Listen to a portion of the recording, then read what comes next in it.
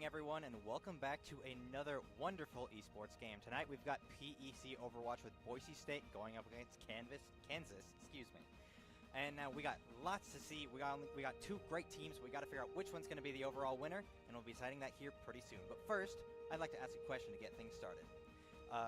Now, we have a lot of stuff that happens with Overwatch, and obviously you can say that about anything, but something more specific I'd like to focus on is there has been a recent patch for the game.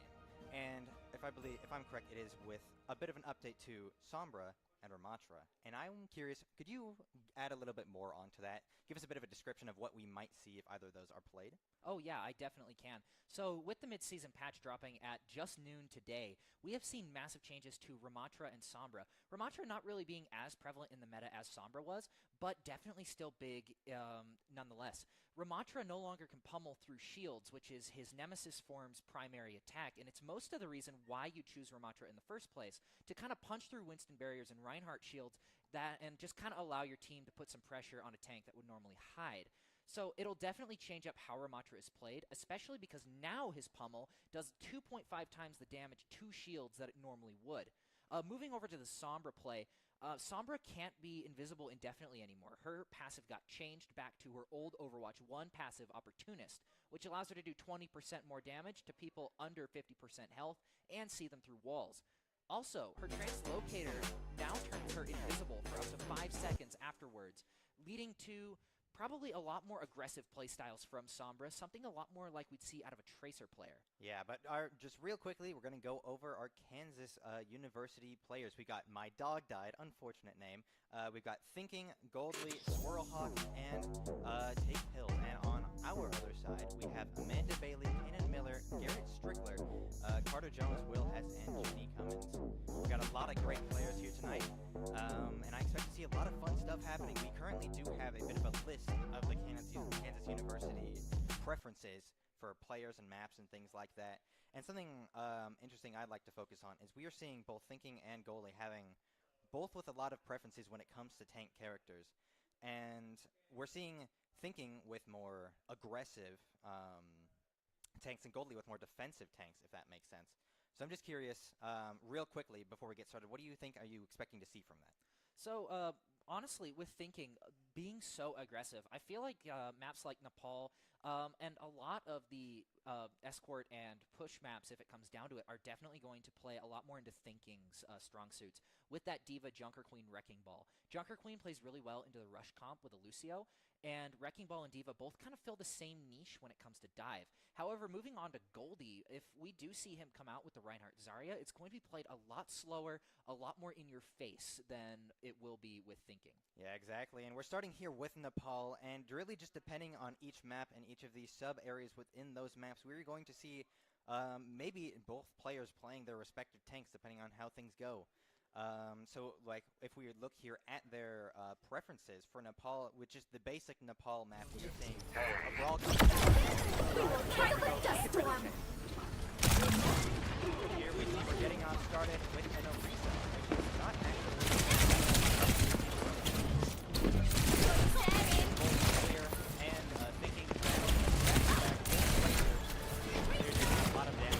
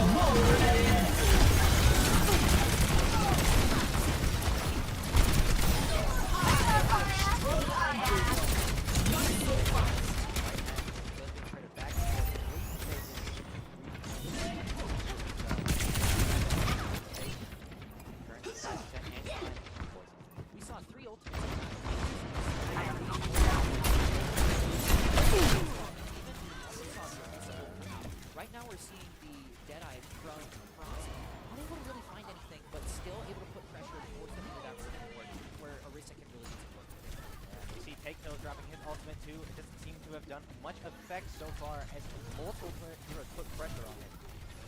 Hex doing his best to stay alive as Clear managed to take out Sinks and later takes out Take Pills. So Take Pills falls right beforehand, getting eliminated by Strider when he's Frosty taking out Lyric with that grenade. And Kansas was able to retake the point during all of that chaos. Boise State is now at a point where they need to regroup and get back together in order to have a chance to win this first round.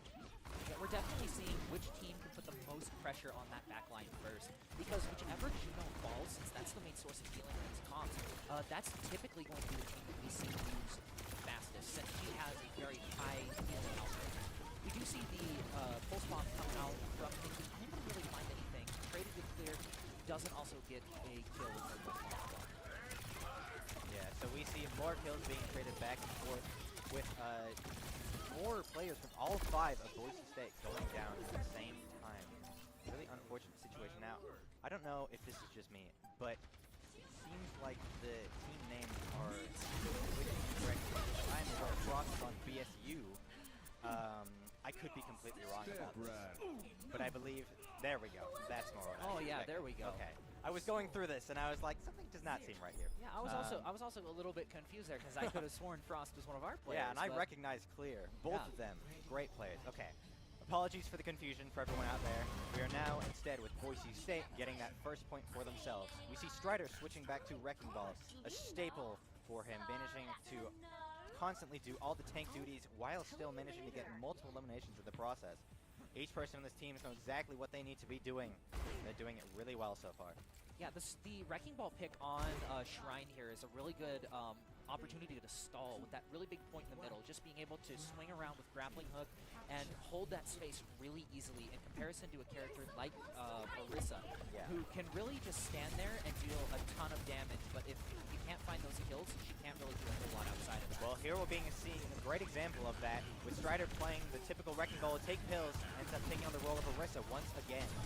Speaking of Take Pills, he managed to take out Frost as the first elimination for this round. And Strider is forced to sit back and be careful, but Hex manages to knock her right off the map, taking down their only tanked character. Yeah, even with that Fortify ability, being able to reduce any amount of knockback coming out, he still was able to be caught off guard and just off that ledge. Nepal is kind of a dangerous map with the amount of environmental kills that you can get, and it's honestly kind of unexpected to kind of see this get played, especially into these compositions. Yeah, absolutely. Especially seeing both the Wrecking Ball and the Hex. Both of them are playing characters who have a lot of crowd control, so it'd be great for them. Here we see Clear taking out Thinking, who is switched over to May. One thing that we would expect to see looking at our nice little sheet. Correct. We see more damage being traded back and forth, but currently they're choosing. Boise State is choosing to keep the pressure high while not getting too up in their faces, as Kansas is forced to slowly but surely push forward. We see Clear sneaking behind the line to just take off a little bit of damage. Yeah, both of these teams are sort of locked in a stalemate while playing in that room. Dive characters can't really get the dives, but Brawl characters can't really push out. Kind of locking them in this weird situation. Yeah, we see Strider going down by Thinking, with Clear falling right behind by Sinks. Having a tank character and a very high damage character being brought down puts Boise State in a pretty tough spot, as Kansas is able to retake the point as Hex goes down, as well as Frost. More of Boise State is being eliminated, putting them in this pretty dangerous situation here. They need to be able to get all the resources back together and not lose as many of their characters here in the short time that they have. Yeah, luckily for Kansas, they only really used one ult there, being the Juno Orbital Ray. Yeah. But now BSU has the clear ult advantage. We see it come out with Strider first with the minefield. Oh, and a double kill from that. Damn, Wendy's Frosty and Thinking. Take Pills going down right afterwards, and Swirl Hawk.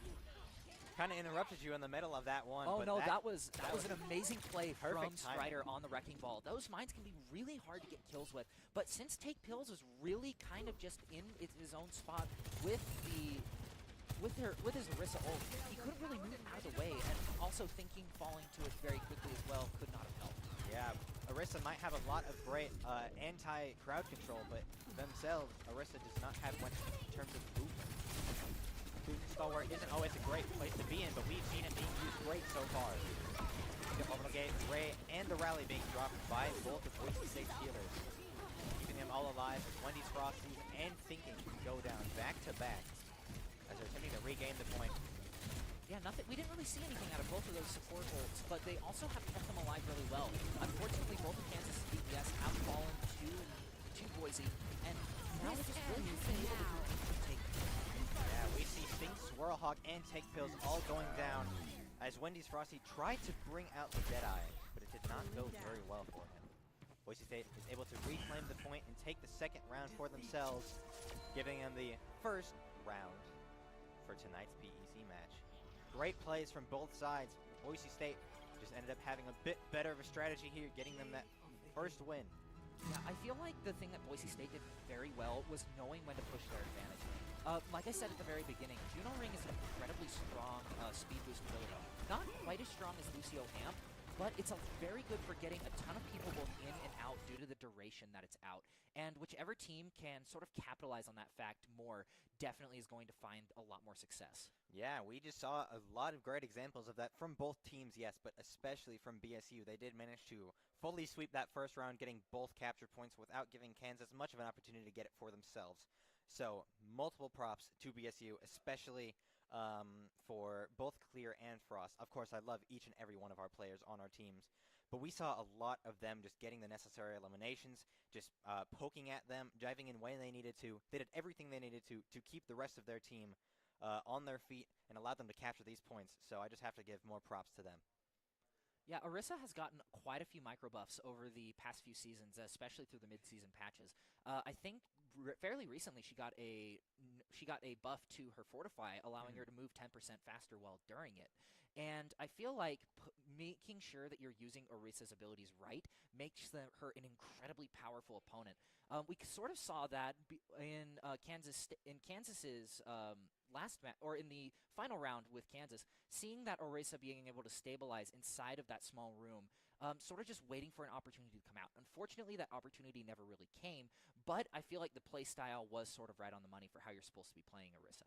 Absolutely, and we know a lot of these fast-paced first-person shooter games are all about timing, knowing when to drop certain abilities, especially your ultimates, knowing when to move in, when to move out. All that stuff is very important, but Orisa is a great example of that. Now we're moving real quickly over here to Doc's keys to the game. For Overwatch, a good thing to do is to never take a fair fight. A few good examples for that. It means taking fights in unexpected places, like maybe that little room we saw in the second match there. Flanking them on both sides and making sure they had no idea what was going on, not expecting it to be happening there is a great example of that. Even including that is when they are unprepared. The second meaning to this, we saw that maybe they had to really quickly get adjusted to being attacked on two different fronts, which put Boise State at a bit of an advantage. We saw they were able to get a couple of eliminations in the middle of that. And finally, going off what I said just moments before, tempo and timing are so crucial. We saw people bring out the ultimates when they knew was absolutely necessary, and while it might not have worked in every single case, usually seeing those ultimates get dropped, we can see how well that they are working out. Yeah, I feel like definitely taking those unexpected fights, especially when you're playing a Wrecking Ball comp like we saw Boise do, you need to find those really weird off angles and odd picks that you wouldn't really expect a Wrecking Ball to get. Like we did see that Minefield pick on a tank, which you normally don't see out of a Wrecking Ball at all. They're more looking for the squishy characters, any snipers like Hanzo, Ash, or any of the support lineup. Yeah, well, now we're moving on real quickly to our second match for the night. It will be on Kings Row once again. The pretty typical pick. Players love this map. They got plenty of experience of it, so it's no surprise that Kansas would go ahead and pick it as their primary choice for our hybrid map. Yeah, here we see a lot of the Reinhardt play, especially with those more brawly compositions. Like, we're probably going to see a lot of Mei, maybe a little bit of Reaper, and then the supports can a lot of times vary, but Lucio is a staple in this game mode. Yeah, exactly. But with the tanks in rotation, kind of the way they are, what are you sort of expecting? Are we going to see, like, any swap-ups? Well, personally, you were 100% right about the Reinhardt, because I do see a lot of him on here. Someone else the two main other choices I'm expecting are either Orisa, mainly because I've seen her here before, but also because a lot of the time she gets played, especially by Kansas so far. But then we also would expect to see a Ramatra. Of course, we see Strider playing Wrecking Ball because that is his staple, and that's not really a surprise there. As Take Pills plays his staple, it seems, as Orisa, and currently we see getting started right off the bat, Clear, who picked the Widowmaker for that typical first shot, gets eliminated by Thinking, putting Boise State at a very slight disadvantage to start things off. But Strider's making sure the rest of their team can move in, spinning around that statue, knocking them all over the place, making sure Take Pills does not have an opportunity to get anything done. Yeah, with the Wrecking Ball composition, they sort of want to go for that on a brig on that high ground there. But with the Orisa sort of just making it really difficult, it's going to be a lot harder with her as well as the brig. Yeah, we see Strider pushing in right there, attempting to get some kills. Unfortunately, he managed to take down Sync, with Frost taking out Swirl Hawk. We see him pushing back once again, managing to pick off Wendy's Frosty before really quickly retreating back to the point to help capture it. As Clear pushes forward, dishing out as much damage and just poking them, keeping them away, allowing Boise State to do a great job getting the first 2/3 of this point, and assuming things have been continue to go how they are, they're going to get this third one. We see that really quickly, 5 minutes and 20 seconds-ish on the clock. Boise State has plenty of time to push it all the way there to the end. Yeah, we normally don't really see a lot of Wrecking Ball on the King's Grove. I do think it will work out really well since so far Kansas has kind of struggled against that composition, even with the brig Orisa there.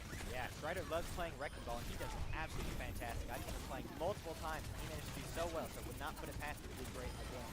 Here we see kills getting traded back and forth. Sinks and Swirlhawk going down. Kansas, but Lyric, Hex, and Frost all going down. Strider's able to stay alive with Clear on the point, continuing to push them back even then. That was some excellent play out of Kansas as well as BSU. Yeah. Unfortunately, Boise has been able to find those support picks a lot more often than Kansas has, which I feel like is also kind of giving them the edge in this matchup since they are playing the Tracer Ball dive. And without their support lineup, that Orisa is incredibly vulnerable since she is one of the bigger tanks. Yeah, we see that happening right here with that minefield getting dropped out, as well as that nano boost from Lyric onto Strider, because he's going to get right in their faces, with Clear taking out Swirlhawk and Wendy's Frosty following down right afterwards, both going down from a melee nonetheless. Unfortunately, Take Pills is put in a difficult spot, as Thinking puts up the wall and traps him, but Take Pills is unable to take him down. But he follows immediately, really soon afterwards, with Clear taking him down. So Thinking manages to eliminate him right afterwards. Kills being dropped left and right. Zeke brings out the rally, having to keep the rest of his lanes alive as best he can. We see we see a whole bunch of support orbitals come out, Thinking with the Blizzard and Juno with the Orbital Ray to be able to just ult dump the fight and get a very quick win. So many things happen right there, and unfortunately it was at the loss of both of Boise State's healers. Clear is doing his best to just pick off as much damage as he can, but it's in a pretty tough spot with 5 players being able to shoot at him at any moment. Now, when it comes to the ult dump fights, I will say Kansas has the advantage when it comes to just quality of ult. Not only do you have Blizzard from May, but you also have Orbital Ray and even Terra Surge from Orisa, which can deal tons of damage, but we do see Juno finally get picked off by Clear, allowing Boise to make that first initial move. Yeah, we see Frost dropping his ultimate, making sure that everyone thinks can just go well so they can get the point all the way up to that checkpoint, with Wendy's Frosty bringing out that Deadeye. So far, nothing from it yet. Unfortunately, does not find any picks for Kansas. And Boise State is doing their absolute best to push forward. Take Pills going down. They are without a tank currently. And try to take the opportunity to push forward. Sync's going down. Thinking following right afterwards. Wendy's Frosty and Swirlhawk. The entire team goes down. Not quick enough for that official team kill, but they managed to get it right to that checkpoint, giving them a little bit more time, with just under 4 minutes left on the clock. From what we've seen so far, I will say that Kansas is doing a really good job with that May into the ball. She is playing a textbook May right now, trying to get the wall in between the ball and her team. Ball is an incredibly mobile character, but once you take it away, any amount of momentum that's built up gives you gone. Yeah. You just can't really do anything to counter it. Speaking of Wrecking Ball, we see him dropping that minefield, with Clear using the Force Bomb to take down Wendy's Frosty. As Sync brings out the rally, does his best to keep everyone alive, but that Biotic Grenade just does not work very well in their favor, as Swirlhawk, Take Pills, Sync, and Thinking all go down, with the latter half being due to that minefield. That was incredible placement of that minefield, as well as the nano boost. Just putting that minefield in a spot where you can't really back away as the support lineup, it puts you in a really precarious situation. Yeah. You take the ball head on, and, as well as the DPS, and risk dying early in the fight, or do you attempt to run back, attempting to clear the mines, but also leaving yourself open? Yeah, we see Sync's being taken down by Frost. As Strider pushes back, trying to take down Think. Though Lyric is able to get the kill themselves. Dishing out as much damage as possible. As Take Pills and Swirlhawk go down themselves. They push on Wendy's Frosty, and now Sync is the only one there currently able. Brings out the rally, but Strider slams right into him, taking down the only person capable of contesting that point. As Boise State gets it all the way to the end with 2.5 minutes on the clock. Even if Kansas even if Kansas is able to get it all the way to the end themselves, they have so much time to make this work in their favor. You know, I think we've talked about the Boise State backline as well as their tank pick, but I feel like we've sort of neglected Clear and Frost in a lot of their roles. Frost on that Sojourn is providing a lot of constant pressure, not only with the railgun, but we've also seen really good disruptor shots too. Just kind of forcing them to play her game. And also with Clear, on the Tracer, being able to find those picks that Wrecking Ball isn't really able to find super easy is definitely putting a lot of pressure on Syncs with the Brig. Yeah, something that not everyone thinks about all the time. Ooh, we seem to be going back to the arena. Potentially a bit of a technical issue, potentially just a little oopsie. Who knows? But it gives us more time to talk. Or maybe it doesn't.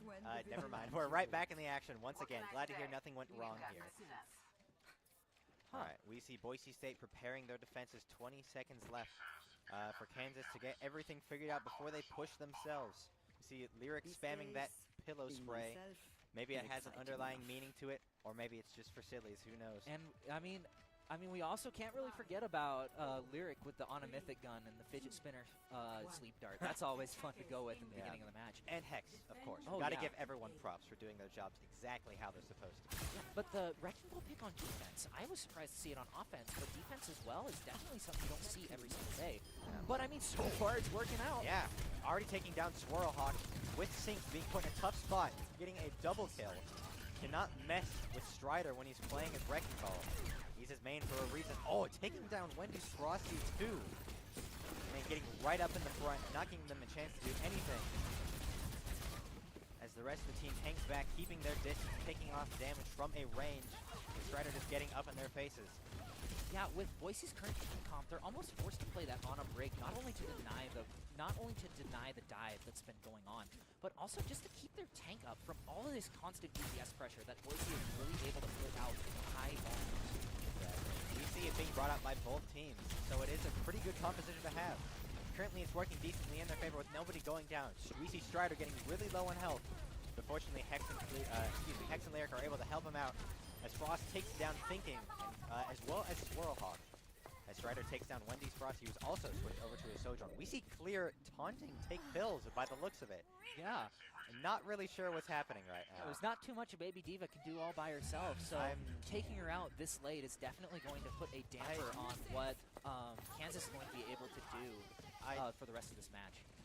Don't really know how to comment on what just happened, honestly. That was a strange experience. Yeah, so what you just saw there, guys, was Boise is trying to stagger the Diva comp. That is Diva, very true. And kind of force Kansas to not play with a tank for an extra 10 seconds, which can really put a barrier between them and the point as well. Yeah. You see the pulse bomb being brought out, unfortunately not finding any picks.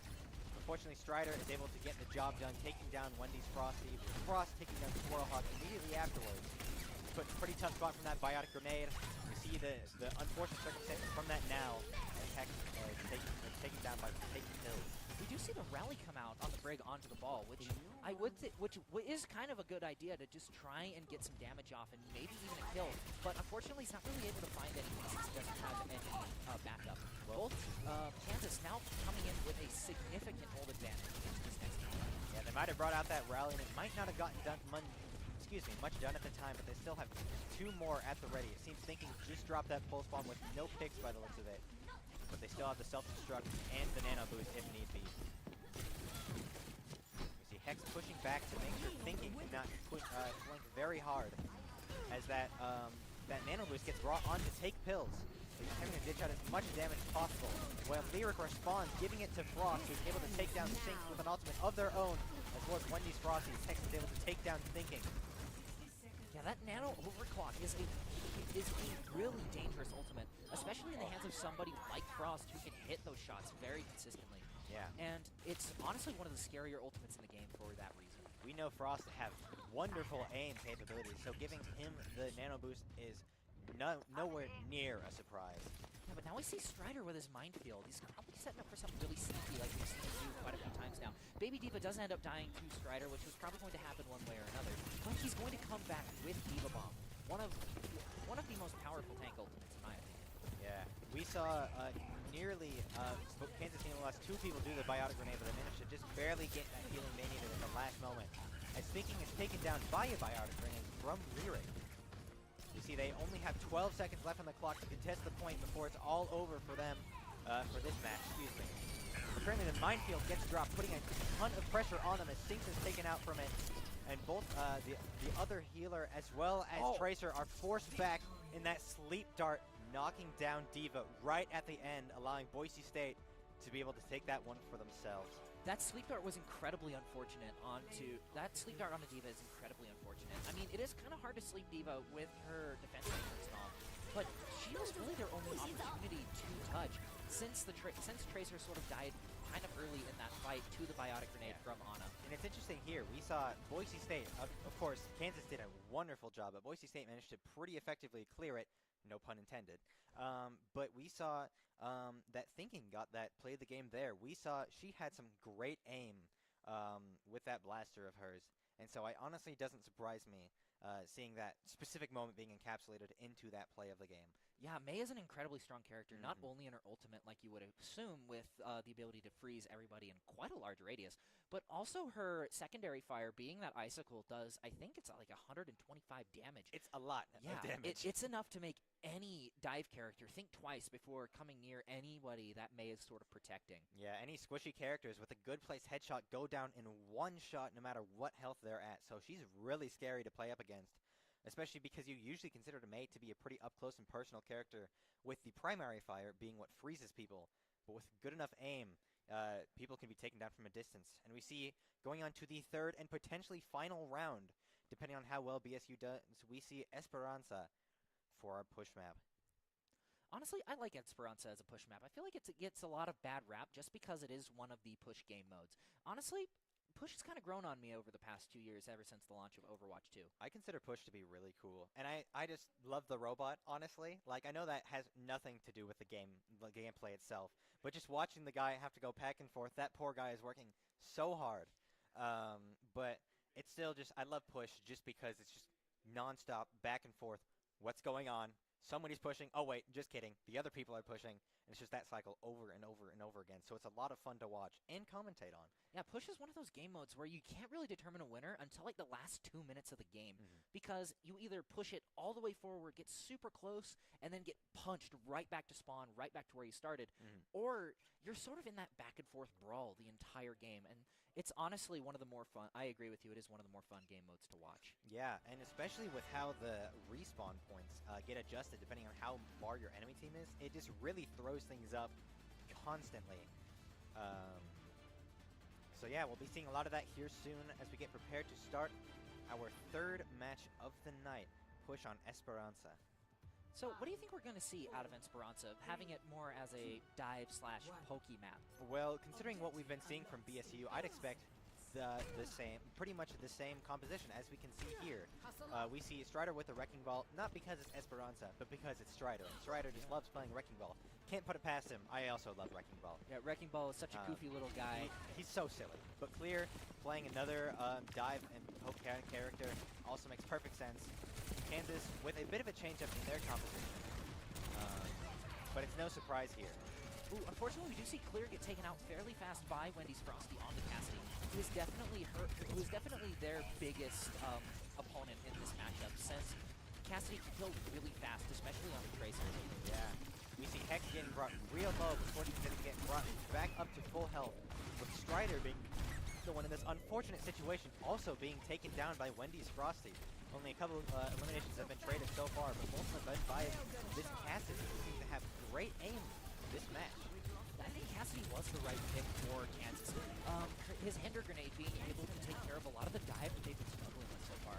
I know especially Ball struggles into that Hinder Grenade, mostly because all that momentum you gain from spinning around gets completely shut down by that Hinder. You see Take-Toe laying a lot javelin throws on the people, with Frost being a great example of that just moments ago. But Strider's doing a great job staying on top of the robot, doing his best to push it forward. But unfortunately, Kansas State is just able to get a bit of an advantage, but Fleer manages to sneak back and take down Take Pills, their only tank, putting Kansas at a bit of a disadvantage, allowing Boise State to push the robot back and getting it in their favor, nearly crossing that middle point. I don't know if you saw it, but Fleer actually managed to land a really sneaky pulse bomb onto Orisa, which is kind of hard to do with Javelin Spin and Fortify being able to pretty much completely negate damage. So that was a very, very good pulse bomb, even if it didn't secure the kill on its own. Yeah, something else we're seeing here is Strider, instead of choosing to push the robot, being the only one by it at the time, went right past it, went to go push on the enemy team and keep them back, which seemed to have been a great play because a lot of them were taking an extra long time to get there, and right as Take Bill tried to drop that ultimate, he got eliminated, but unfortunately Frost goes down due to thinking pulse bomb. But right afterwards is eliminated with Sinks following. Lots of eliminations being traded back and forth, lots of ultimates being dropped, Hex dropping the rally. Constant chaos right now. But currently Boise State seems to be at a slight advantage as both Swirlhawk and Wendy's Frosty went down. Yeah, I feel like Boise is definitely better at the reactionary fights. Like, we've seen it quite a few times with Hex now. Being able to know when to use that rally and have it take the most effect. Take Bill's also going off by himself probably didn't help Kansas and their support. The Pulse Bomb dealt quite a lot of damage. He's able to stay alive due to that Fortify, but it is a great opportunity for Clear to be able to drop it. Speaking of drop ultimate, we saw the orbital rate from Sinks on Kansas' side, keeping him alive, but unfortunately for Sinks, Daydream took him out with the Biotic Grenade. Unfortunately, Hex and Clear and Frost all go down for Boise State, forcing Strider to retreat just a little bit. But he's not going down without taking down Swirlhawk and Take Pills for himself. Yeah, with both supports down on Kansas' side, definitely Boise can push forward as long as they feel the confidence needed in order to get through. Yeah, Strider's a very confident player, and we can see that he's confident for a reason. Even losing a lot of heroes that time, he still managed to regain control of the robot even for a moment. Yeah, and with that nano boost, Strider can play a little bit safer, assuming that the nano will go onto him. We don't know.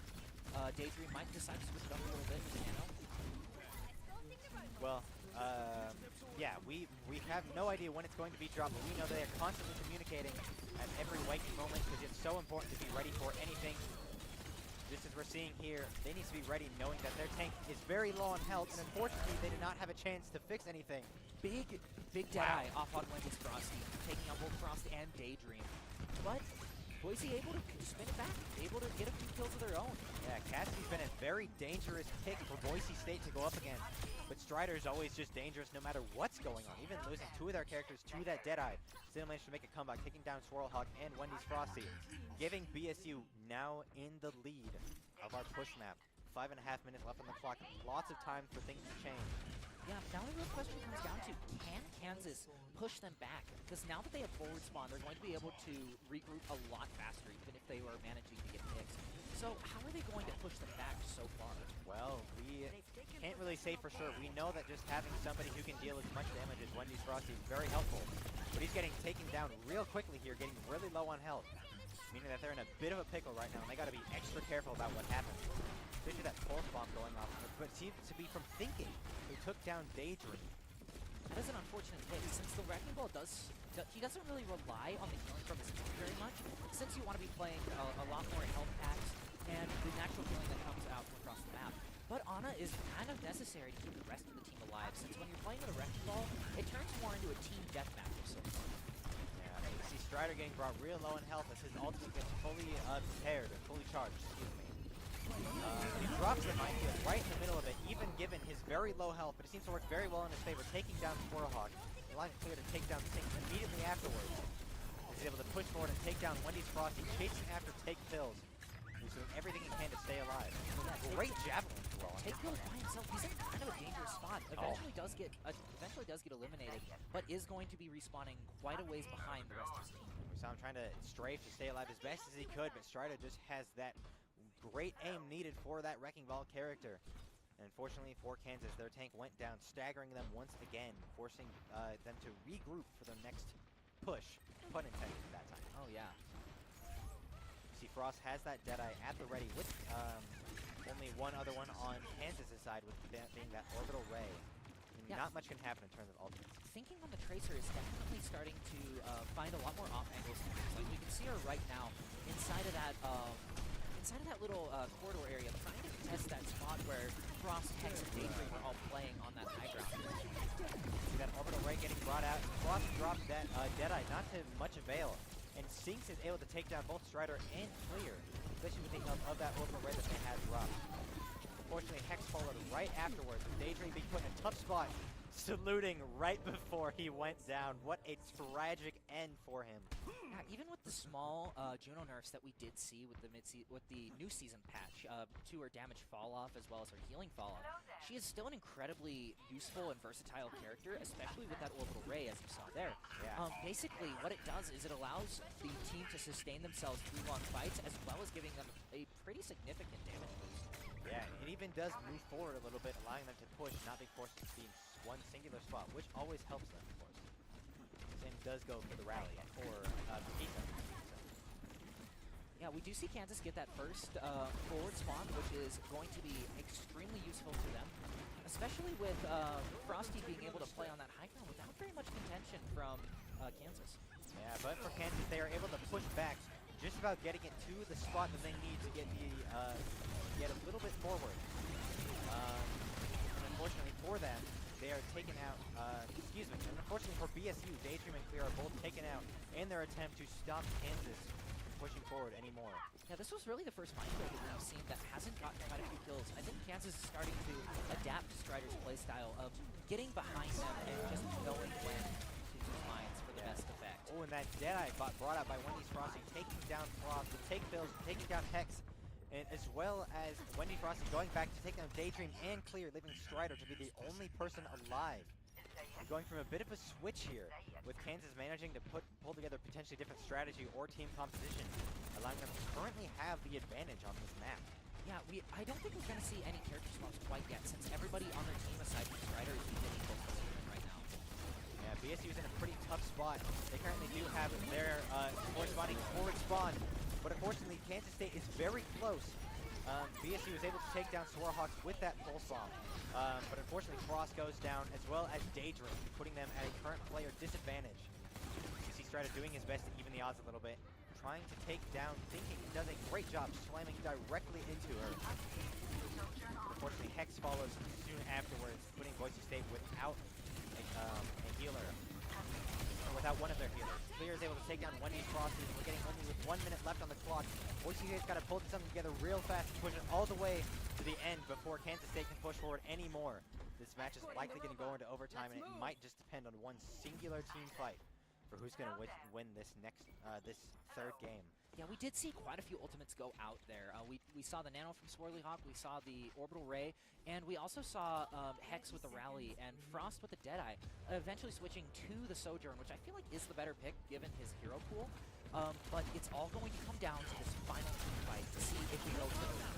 And we see Strider immediately getting up in their face, keeping the pressure high and allowing them, Boise State, to continue pushing the robot forward. But we see that Kansas is able to loop back around.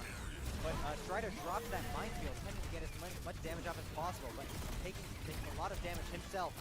You see Daydream getting really low, and Frost is taken down by Take Pills, who was able to take down Daydream and Strider. Clear is able to take down Wendy's Frosty, but currently only Clear and Hex are the only ones alive. They're able to push it forward, but the Biotic Grenade doesn't lock onto Clear. With Clear on the point, as long as they can stay there and just kind of bide time, since they did get that forward spawn, unfortunately it's not going to look out like that. You jinxed it. And Kansas is going to take this round, bringing it 1-2 Kansas-Boise. Yeah, we saw Kansas really made a bit of a switch up that time. Boise State was able to take them out very efficiently in the first 2 games, but Kansas changed up their composition, changed up their strategy, and was able to take this one for themselves.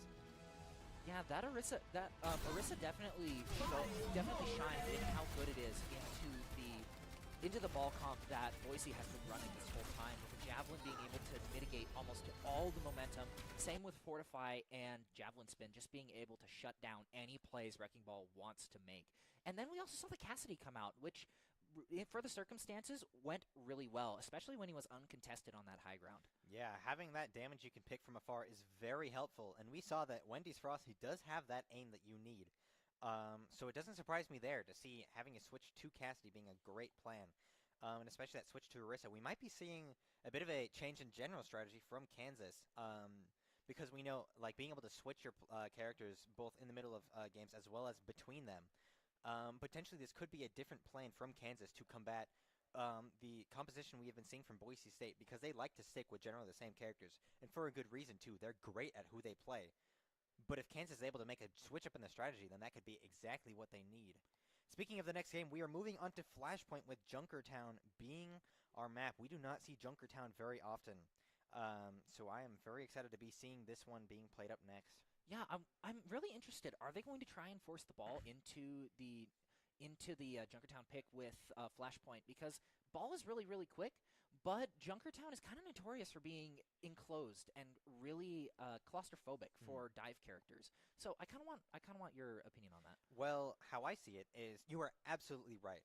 But considering the fact that Wrecking Ball, depending on how well you can play him and if you know what you're doing, he can almost thrive in those tight spaces, because he could just swing and, well, Wrecking Ball his way right into a tight hallway, hitting everybody in there, or it could drop the minefield, just having so much damage clustered in one spot. If you can play him right, which I know Strider can, he can be very dangerous in those tight hallways. It's just a very, very difficult thing to pull off. Yeah, I'm honestly really excited to see how this plays out, if there's going to be a swap up, maybe to a more brawly character, since it is that enclosed. But we also see a lot of Widowmaker on this map as well, through the long sight lines. And Ash, Hanzo, all those pokey characters that can kind of shoot from a distance, deal a ton of damage, they tend to thrive on maps like these. So I wonder if we're going to see a swap up there.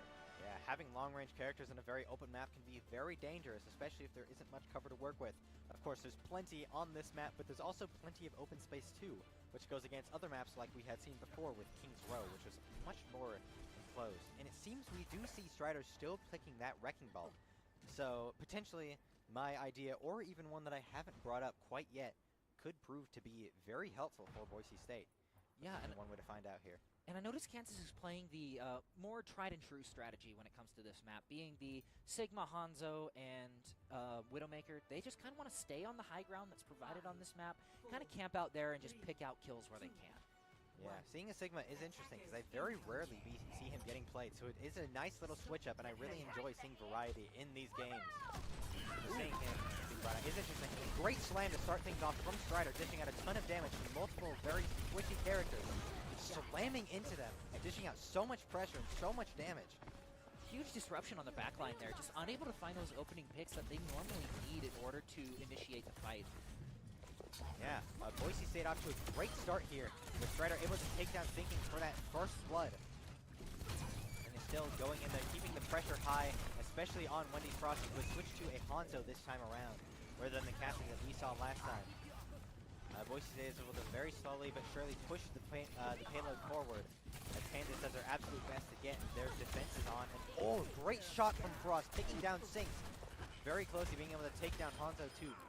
Yeah, speaking of swaps on both sides, we see Boise playing the Iari with Ana. I honestly haven't seen an Iari yet these past few seasons, just because a lot of the consensus is that she isn't the greatest to play with Ana. But from what we've seen so far from Hex, as long as he can keep his Ana up, they can probably be very dangerous with that Iari. Yeah. Hex might not be in the meta, but it doesn't matter what the meta is if you're that good at the game. And Hex is that good at the game, so it doesn't really surprise me. And unfortunately, we see both Clear and Strider being taken down. In an unfortunate set of circumstances, but BSU is still able to get to that first checkpoint for the payload with 5 minutes left on the clock. Yeah, we've definitely seen a very good job at just being able to zone out the enemy players from Boise, and just kind of knowing what they can and can't do.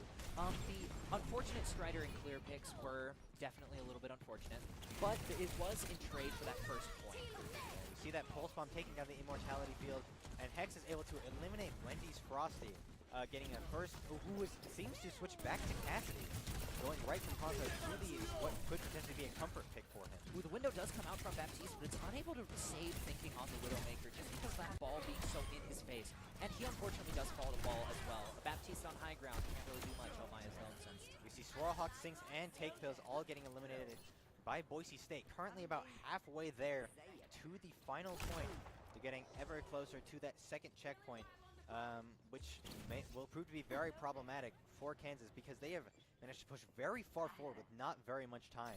Yeah, Boise is playing kind of a weird comp to play into. You have the Wrecking Ball and the Tracer, which are dive characters, and they want to get up in their faces, but then you also have Ash just being able to play from a really long ways away. Yeah, but potentially having a weird composition could help in terms of both surprise and strategy, depending on if you know what you're doing. And then we see Frost going up against Sigma, bringing down out the Bob to keep the pressure high. As he dishes out a bunch of damage, Clear is able to take down Swirlhawks. Frost gets very low in health, but fortunately for Bob, is able to take down Take Pills. And whoa, multiple eliminations went down all at the same time with Thinking Wendy's, Frosty, and Sinks all being eliminated, getting Boise State to that second out of 3 checkpoints and getting a team kill for Kansas. And to think, all that craziness came out of only 2 ults, the Bob and Captive Sun from Hex. Yeah. We do see the swap to Juno and a Winston swap to Take Pills. Hopefully to counter that, Ana and Ash have kind of gone uncontested this whole game. Well, we see Strider taking a lot of damage, put in a very tough spot, but the Biotic Grenade wears off right as he's able to take that health pack, putting him back at full health. We see him dropping the minefield, keeping the pressure high, going after Swirlhawks. He's able to take down Take Pills, who jumped right into a mine, very unfortunately. I doubt he saw that coming. Oh. He's like, oh, the high ground's safe. It was not safe. Oh, unfortunate set of circumstances. Wendy's Frosty is able to take down Hex, putting Boise State down 1 healer, but Daydream is left alive. As Swirlhawk takes down one of Hex's summons there. Ash not really able to find a connection on that backline, but it's okay. They're just kind of waiting to stabilize, especially since Strider unfortunately did get picked off by Take Pills. And they don't really have a lot of ults to work with. They do have the Nano Boost, which can do a lot, but they don't really have anything to combo with. On Kansas side, they definitely have quite a few to work with. They're going to have Nano next fight. They have the Deadeye, and Tracer is looking for that full spawn. Yeah, we see Boise State pushing forward even with the less amount of people on the team. So they can, probably so they can keep the pressure high even in the midst of an unfortunate set of circumstances. Currently, everyone on both sides are alive. The Daydream gets brought very low on health. We see multiple ultimates being brought out. Both, we see, oh my goodness, I can barely keep track. We see Orbital Ray, both of the Nano Boost as well as the Pulse Bomb getting brought out to the demise of both Daydream and Clear on Boise State's side. Yeah, that sort of forces them into a really weird situation where they have to back off. And now Winston's playing a little bit closer. He does have that primal just in case something unexpected does happen, and he can use it to get back to full. But he also has to play a little bit cautious since Ana on the other side is capable of denying all that healing from primal with Anti. Yeah, it's a lot of very specific timing you got to do. And speaking of timing, we see Wendy's Frosty bringing out the Deadeye as Take Pills brings out the Rampage. No picks to the Deadeye. Take Pills is able to take down Hex, but Strider is also able to take down Sinks. Currently, we see both of the tanks brawling right now as Winston attempts to go after Strider. He's able to stay alive in the midst of it. He's Clear trying to eliminate Take Pills with the Pulse Bomb. Unable to eliminate him, but Take Pills is at 5 health currently. Miraculously staying alive, being able to get healed back up by Juno before anything goes wrong. Yeah, Frost's pick on Swirlyhawk kind of late into that fight just ensured that Winston didn't really get anything significant in the dive, forced him to back off, which is definitely something we've seen a lot of from this Boise lineup, just being able to pick out those supports who are off by themselves. Yeah, we see Boise State currently has the ultimate advantage as well as the hero advantage right now. A Take Pills being brought down. Swirlhawk very low in health, getting eliminated. Wendy's Frosty following right afterwards. And Strider is able to take down Sinks. They're getting very close to the end. We see the minefield being brought out just in case, as well as Bob. There's a very little that Kansas can do. Thinking is taken down by Bob. Strider attempts to push forward to make sure that Take Pills could not get forward, and it worked out in their favor. Boise State was able to get that payload all the way to the end. That was a really unfortunate anti-nade onto the Kansas backline while that ball was playing in that really small space. It's just like you said, as long as Strider can play it right in those small spaces, he can definitely deal a ton of damage in a very short amount of time. And with the assists onto the enemy team from Daydream, it makes it really easy to just deal tons of damage that they can't really recover from since they aren't playing Kiriko. Yeah, we've especially been seeing the Biotic Grenade has been used to its maximum potential throughout the entire night. I've seen multiple eliminations with it, which is already hard enough to pull off on its own, considering it's not necessarily supposed to be used for damage sake. But we've also been seeing it drop onto people who are unable to heal, so that way Strider, Clear, Frost, anyone can get in there and eliminate them before they're able to get back to safety. So I gotta give lots of respect to the healers. Yeah, they're honestly playing this really pokey comp that works out really well, especially in comparison to the dive that's also being played, like I was talking about a little bit earlier. The dive sort of forces them to play a little bit more close together, but that's exactly what the long-range characters want. They want them closer so that they can pick them off easier and sort of separate everybody from one another. Like we've seen with Ashe being able to pick off the Ana and a lot of the time Brig as well, and Juno especially. Yeah, interestingly, we see Kansas bringing out a Wrecking Ball of their own. Take Pills going against what they usually have been playing here. Could potentially be what they need to get this payload all the way to the end, because they need to get it all the way there and hope that Boise State does not manage to get any takes for them for this to work out in their favor. But that's a really hard thing to pull off. So we got to see if Take Pills can do his job as a Wrecking Ball as well as Strider can. Yeah, I kind of want to see if he can replicate the magic that we've seen with Strider so far, or if he's going to get shot down. Yeah, well, I mean, he's doing just fine so far. But currently, Strider's doing his absolute best to take down Wendy Frost. He's able to stay alive, just barely, but then gets taken down right afterwards. With Frost also being able to take down Swirlhawk. So both of their long-range characters being taken down puts them in a pretty tough spot. We see Strider pushing forward, keeping the pressure high on this Juno, but seems to choose to ignore her instead. Yeah, this is really interesting seeing that they're playing almost the exact same composition. Actually, they have it is almost because they're playing Kiari instead of the Juno. Yeah. But honestly, I feel like the Juno is a little bit of a better pick just because of that speed ring. However, I mean, Boise is making it work. Man, the burn from Wendy's Frosty, unfortunately taking down Frost, who was hit by the biotic grenade, could do nothing about it. That was brutal to watch as he just slowly lost all of the health. Yeah, burn is one of the worst ways to die in this game, because a lot of the time you have no way to counter it, and you're just slowly watching your health tick down. We see Kansas State trying to push forward, but both teams are in a bit of a stalemate right now. We see Strider attempting to stop that by pushing directly onto Swirlhawk. Attempting to take her down, but that biotic grenade was exactly what she needed to stay alive for just a little bit longer. But Clear is able to eliminate Wendy's Frosty.